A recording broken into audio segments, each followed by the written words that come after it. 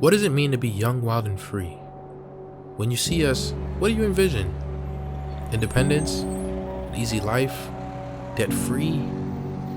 Well, quite frankly, what we see is struggle. And no, not the kind of struggle that you've seen or been through, because each is different. What we see is fear.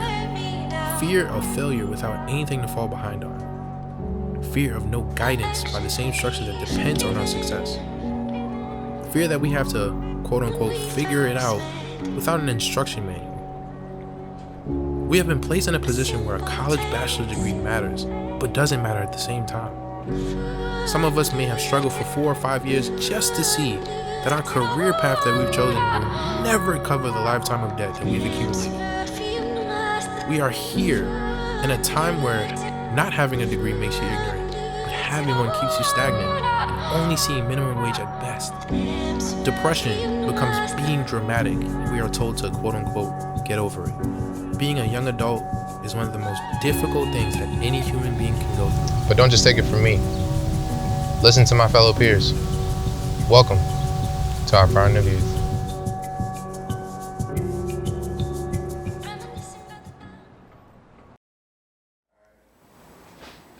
So basically today is I'm going to ask her a couple questions. You could talk how long you want.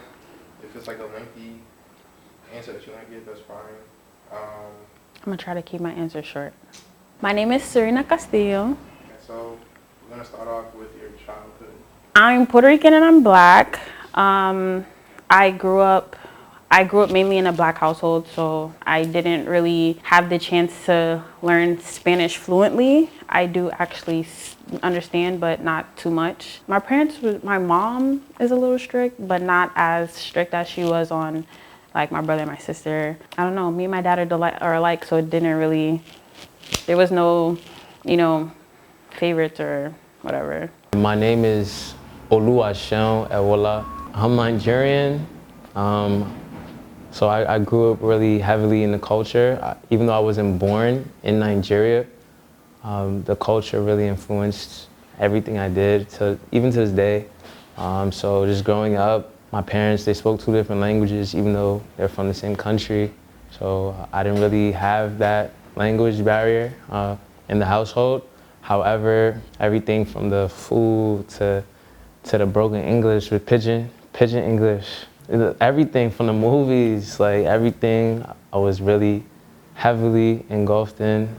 It was embedded into my culture. It was embedded into basically my childhood routine. There'll be some days where like I would literally be like, I'm tired of eating Nigerian food. Like I want McDonald's, or I want like mac and cheese or something. But just being a part of that, it allowed me to grow a fond love for my culture. Okay, I grew up with my grandparents and my mom, so they were strict.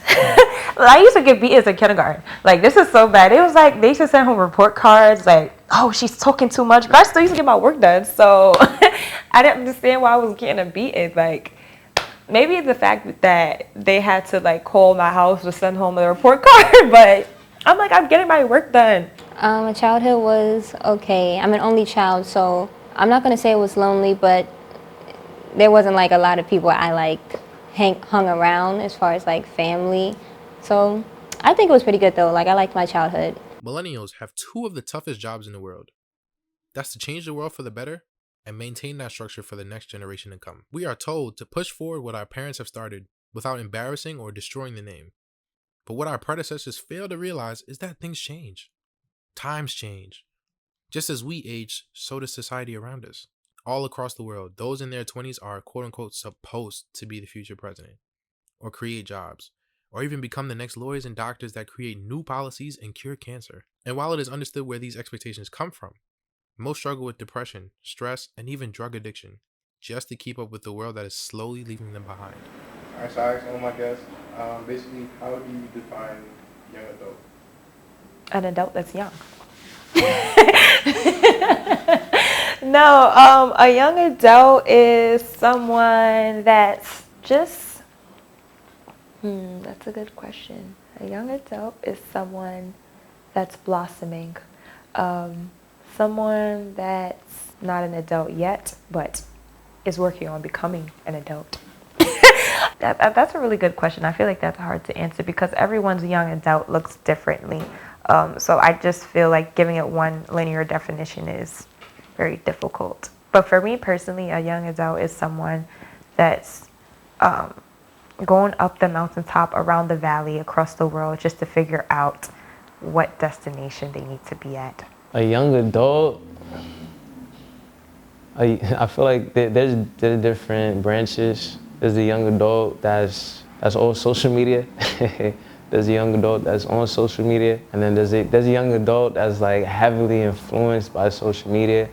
But just under that umbrella of young adult, I feel like we're all really just learning ourselves, unlearning some of our, I don't want to say toxic, but I'm gonna use toxic for this, some of our toxic or unwanted behaviors, and where we're relearning new things, we're relearning how to live on our own, we're relearning just how to be independent and have a mind of ourselves, especially maneuvering during these times. Like this is a very vital time to be a young adult, especially in a pandemic, especially, it's kind of like a neo-civil rights movement on top of many other things. So being a young adult today is really learning yourself, growing within yourself, either being influenced by your peers or leading your peers, either or, just depending on how strong your mind is. And I will also say being a young adult today is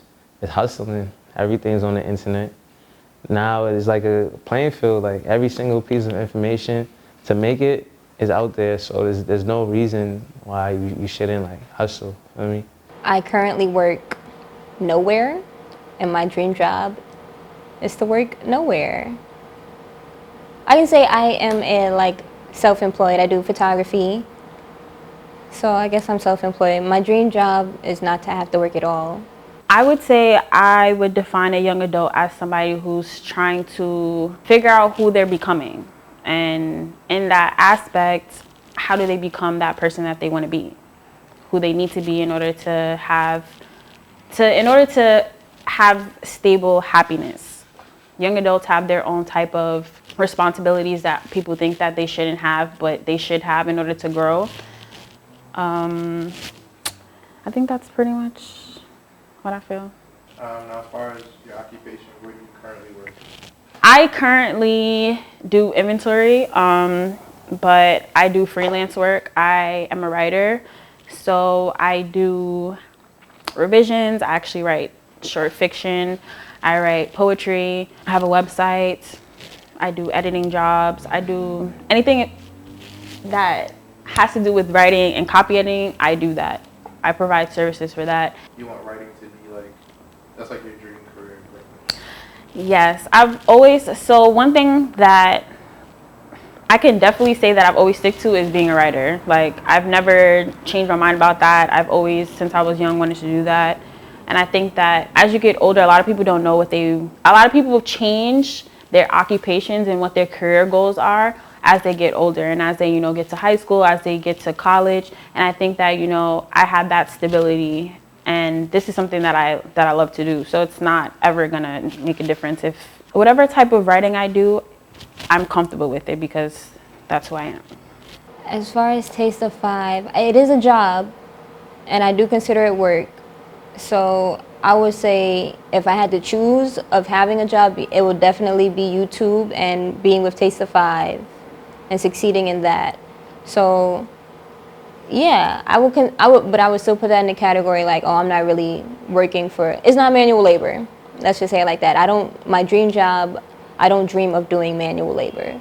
So YouTube, yes, that wouldn't be considered that. So yeah. That's just more something you do for fun. Yes, it's fun. Well, I mean, It's fun I know sometimes. that the tedious editing sometimes. Yeah. It becomes a drag, but. Yeah, it's all and it's all worth it if it's successful. So. What would you say is like the biggest struggle you've been through? Struggle? Yeah, struggle. My mental health probably. Going to therapy and just realizing that mental health isn't a stigma. It isn't a negative thing. and it's okay not to be okay.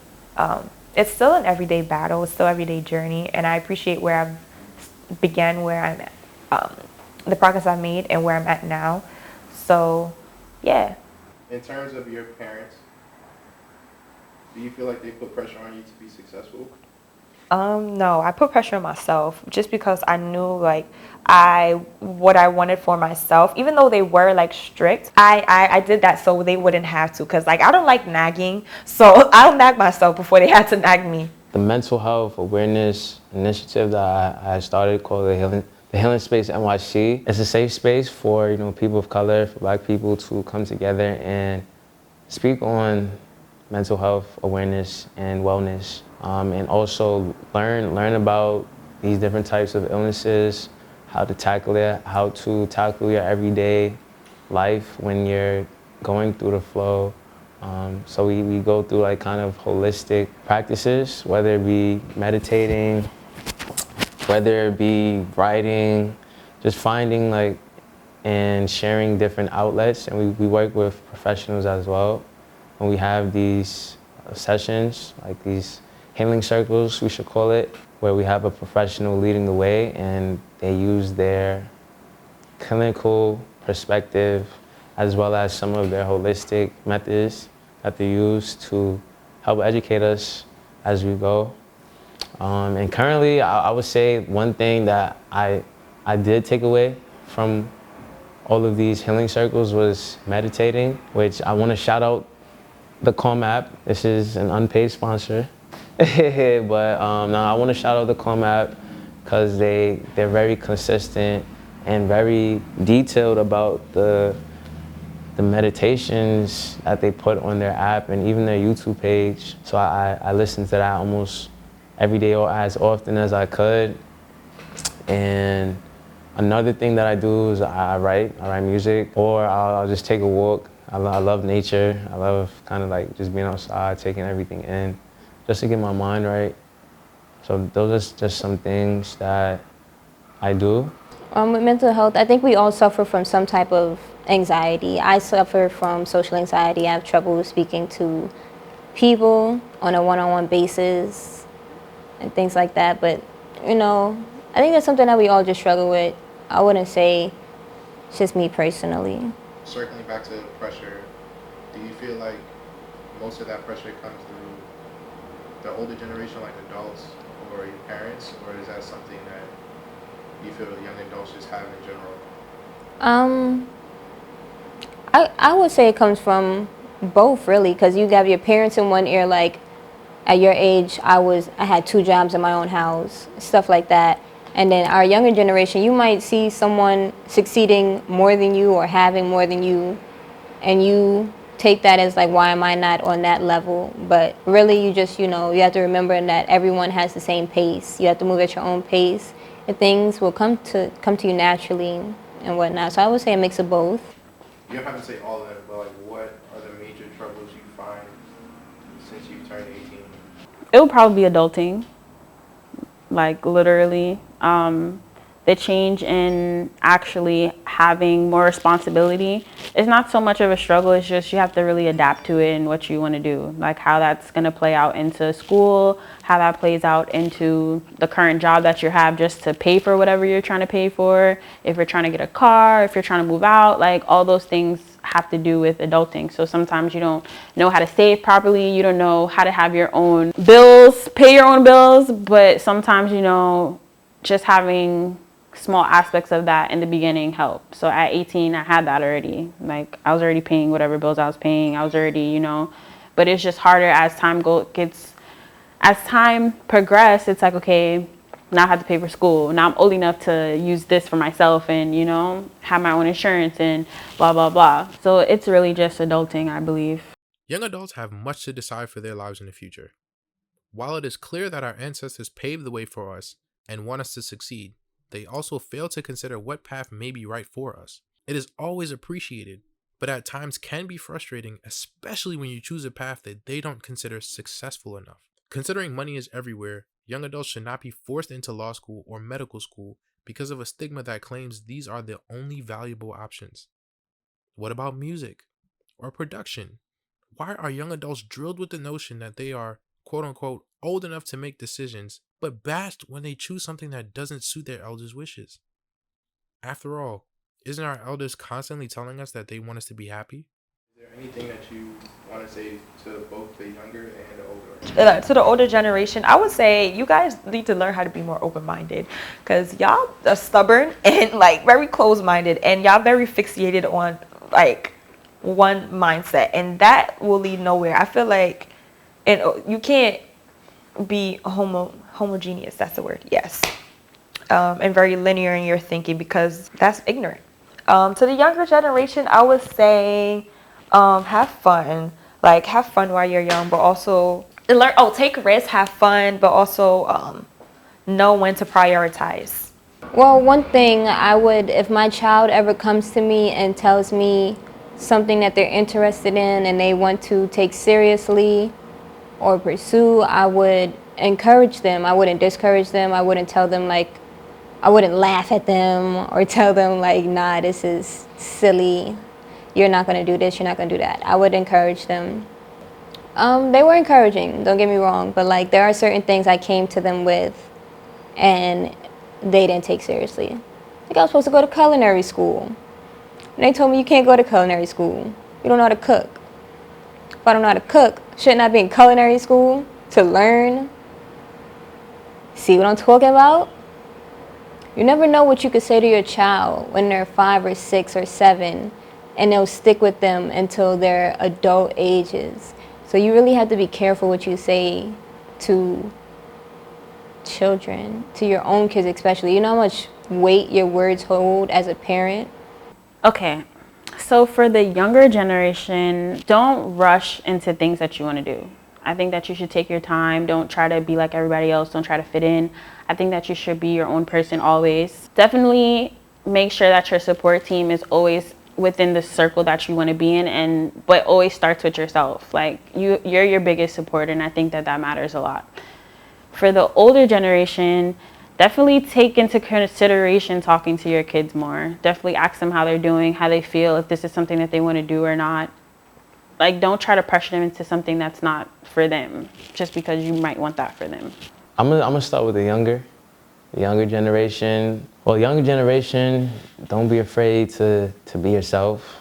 You know, probably being yourself. In some instances, people call you names, this, that, and the third, but always stay your ground. Always say your affirmations if you have to. Like every morning, just say, yo, say your name, say you're the greatest. Every single day, like just speak life into yourself, even if no one around you is. And for the older generation, I definitely want to, older generation, I don't really have advice, but I would just be grateful. Like I show my gratitude. Thank you for paving the way for my generation right now. I know it was not easy. However, it is worth it. We are your successors, and we will take the torch, run with it, go crazy with it, and we're gonna pass it to the next generation. So I just want to say thank you.